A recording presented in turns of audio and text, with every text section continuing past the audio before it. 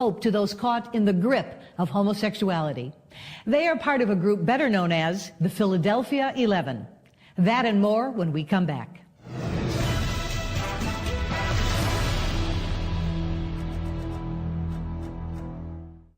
Family values, freedom of speech, freedom of religion, and morality are all threatened by a radical homosexual activist agenda that's redefining the family, demanding same-sex marriage, teaching children that homosexuality is normal, homosexuals serving in the armed forces, hate crime laws threatening freedom of speech, laws forcing churches and Christian businesses to hire homosexuals, minority status, and preferential treatment for homosexuals.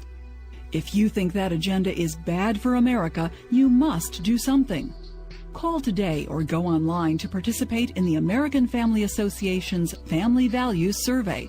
We'll send the results to leaders in the media, the entertainment industry, large corporations, and elected officials who support the homosexual activist agenda because they think you don't care. Let them know you do. You can make a difference. Go online at silencingchristians.com to request your copy of the Family Values Survey, or call 800-767-7440, or write to American Family Association, P.O. Drawer 2440, Tupelo, Mississippi 38803. Along with the survey, we'll also send you the book, Homosexuality, Exposing the Myths. Get informed. Be heard. Don't be speechless.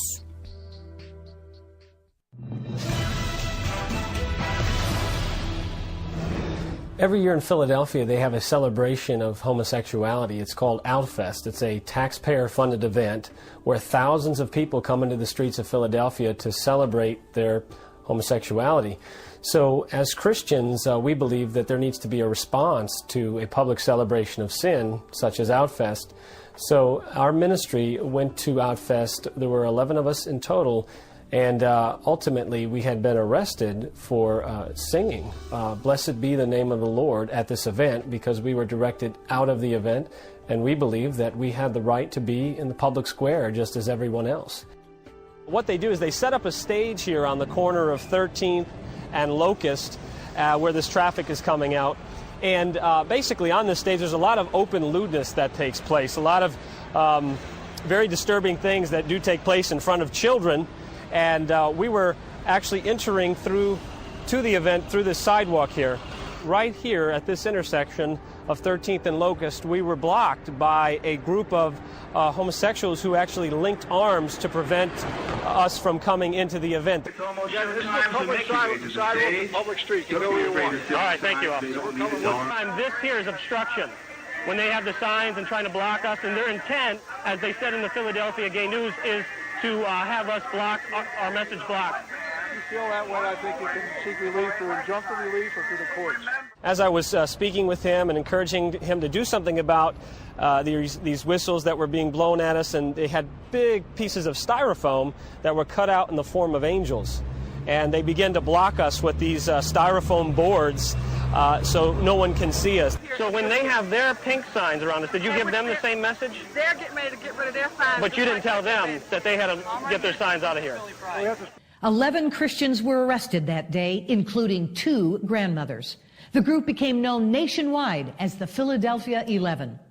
And they would soon learn that sharing the gospel in public in Philadelphia was considered a hate crime.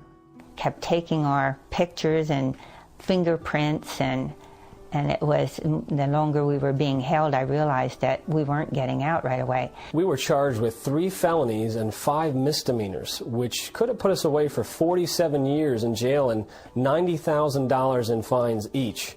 It was totally surreal. I mean, I just couldn't believe. It just seemed like unreal, the whole thing. But then to be charged with ethnic discrimination, I mean, this is absolutely absurd. Well, the hate crime legislation is going to do away with our freedom of speech. And the churches don't realize it, but it's not going to just be for us who go out in the street and take a stand against it, but it's going to affect the churches. This is, we believe, probably the first time, if not the only time, anybody has been charged with a hate crime where the instrument of the hate crime is, at least incidentally, a Bible. The whole movement towards creating statewide hate crimes laws and national hate crimes laws is a really scary movement in this country. And anybody who has any belief in the First Amendment or even the things that made this country great ought to be really scared about this. You know, it strengthens your faith in the Lord and what He can do for you. And we are going to face persecution. That's promised. God has called us to love them, and we are there with the message of love, and that is that there is hope and freedom through Jesus Christ, that they can be set free from their sins. And that was what we were there to do. Nothing more, nothing less.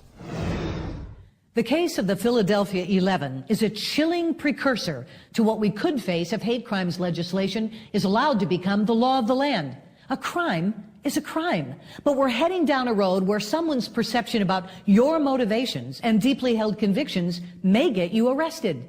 Did you know that under these laws, the punishment would be greater for an assault on a 22-year-old homosexual man than for the same kind of an assault on an 85-year-old woman? Tristan Emanuel is the author of Christophobia, the real reason behind hate crime legislation. I had a chance to sit down with him to discuss this very important topic. I think since the 60s, the church in Canada has been quite silent, predominantly on the issue of human sexuality. I haven't talked about it a lot. And when we do talk about it, we tend to talk about it in terms of protest, because we see what's happened in our culture. But having said that, it still has a chilling effect, because what already was a difficult situation where very few pastors were willing to speak, now that's just reinforced the fact that not only is it maybe not what I want to talk about, but it could get me into a lot of legal hot water as a result of being, victimized by a law under the guise that this is promoting hatred through speech. And so most pastors don't want to spend time in the court. They don't want to be criminalized for basically sharing the love of Jesus Christ. And so we completely shy away from that legitimate avenue of discussion, morality, because it's now become politicized. It's politicized speech. Then my sense is that that makes what's happening to the church, capital C, universal in Canada, even more threatening, because if they were silent pre the passage of this legislation, this will do nothing but further a chilling effect, which will silence pastors even more. The end result of that is you have a lackadaisical church. You've got the church in many respects at Laodicea. Right. We have compartmentalized where the gospel is allowed to go. That's what we've done. We've embraced the constraints of political correctness, and as it were, imposed that upon the gospel, so that we're prepared to preach the gospel in the private sphere. We're prepared to preach the gospel and share the good aspects of the gospel to everybody, but we shy away from the comprehensive nature of the gospel. What I'm getting at is the gospel doesn't make sense if you don't establish the context for the gospel, i.e. sin and repentance. And there simply are things that people do that need to be repented of. And though it may be politically incorrect to say it, it needs to be said. Otherwise, the antidote, which is Jesus, doesn't make sense. I mean, fine, absolute free speech can sound pretty harsh. From a Christian perspective, my concern is the whole idea behind the First Amendment was that no government should have the right to bind my conscience, nor the conscience of another individual. No government should have the right to decree doctrinal issues or to